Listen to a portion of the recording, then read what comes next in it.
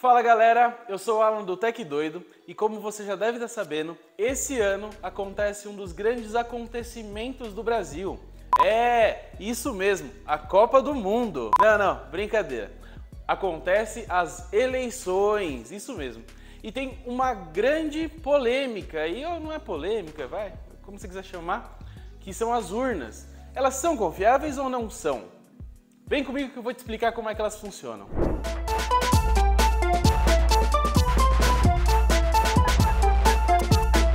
Em todas as últimas eleições, costumam-se ter os mesmos acontecimentos. Primeiro, são os discursos acalorados dos candidatos e o seu time de seguidores. Em segundo lugar, é a velha pergunta: as urnas são confiáveis? E essa questão em específico acaba mexendo com o imaginário de muitas pessoas, o que acaba acendendo muitas discussões na imprensa e nas redes sociais. E como sempre, surgem aquelas fantásticas teorias da conspiração.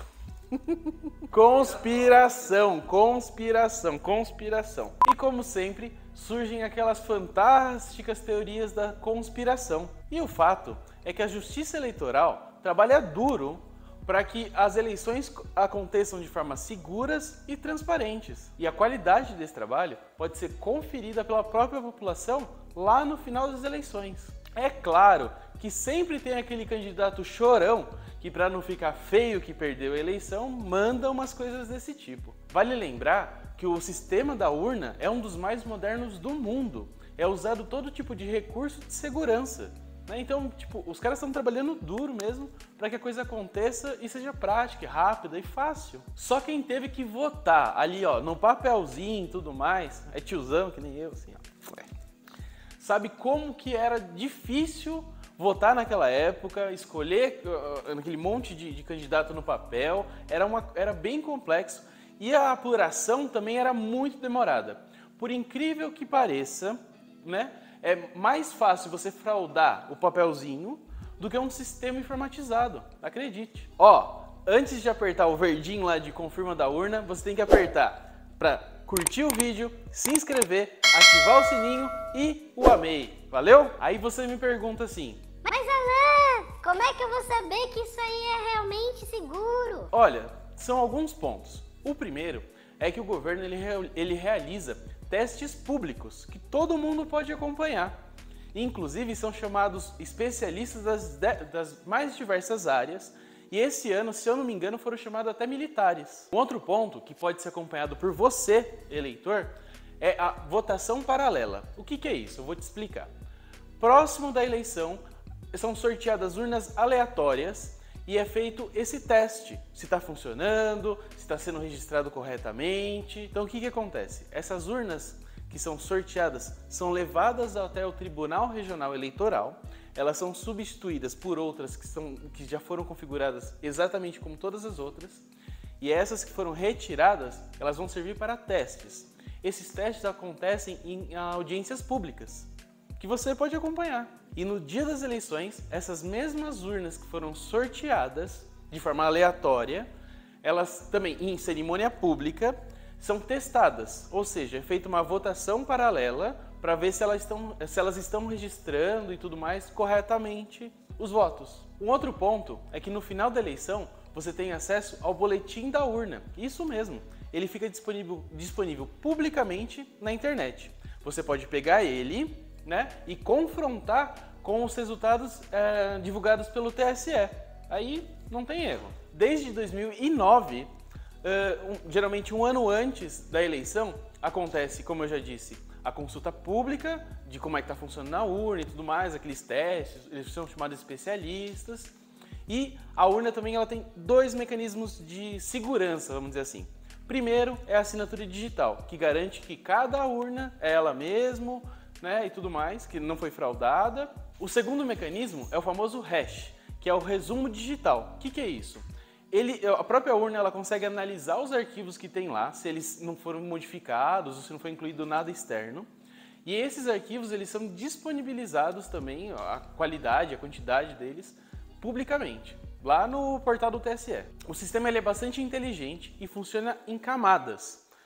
Se o sistema identificar lá que ele está tentando ser invadido, a urna inteira é travada. E vale lembrar que assim, tem algumas pessoas na internet que dizem: ah, mas já conseguiram hackear o sistema da urna, já conseguiram fazer não sei o que, tudo mais.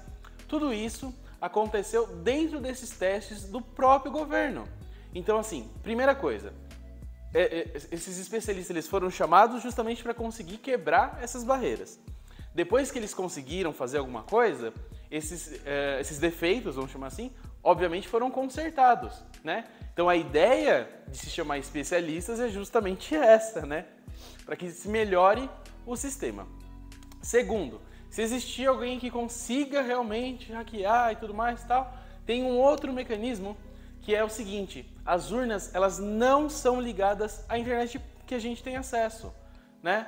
Então, por mais que alguém consiga ou tenha expectativa de hackear a urna, se ele não tiver acesso direto ao aparelho, ele não vai conseguir fazer nada. Ou seja, elas estão sempre em constante desenvolvimento, como todo software, que nem o seu celular. Ele não tem uma atualização periódica. Com as urnas acontecem a mesma coisa. A urna que vai ser usada nessas eleições de 2022 não é a mesma urna utilizada em eleições anteriores. O software já foi atualizado e melhorado. E não é só o programa, o hardware também é atualizado.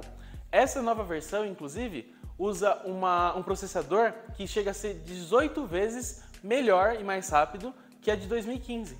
Fora que são distribuídas aproximadamente 577 mil urnas pelo Brasil todo.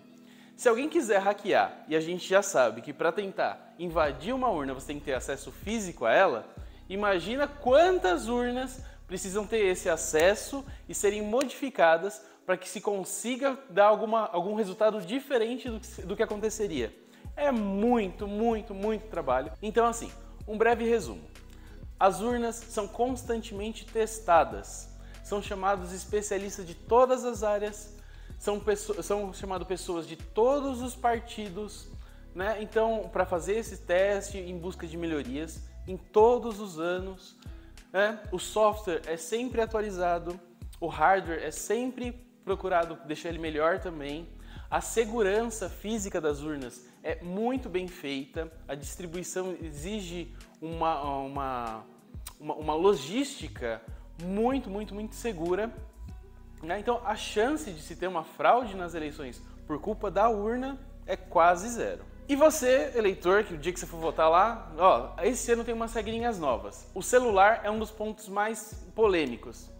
Nos anos anteriores, tinha gente que gravava a votação e postava, isso é crime, inclusive crime eleitoral, né? Você não pode fazer isso. Esse ano, o seu celular deve ficar comissário, né? Tem uma série de regrinhas. Não seja o tonto que queira desrespeitar as leis e tudo mais, porque não dá certo. Vamos lutar pela democracia e por uma eleição justa. Se perder, nada de chorar também, hein? Ficou alguma dúvida? Você acha que você tem alguma informação muito diferente disso? Qual que é a sua teoria da conspiração mais divertida? Vamos acompanhar essa coisa toda. Valeu?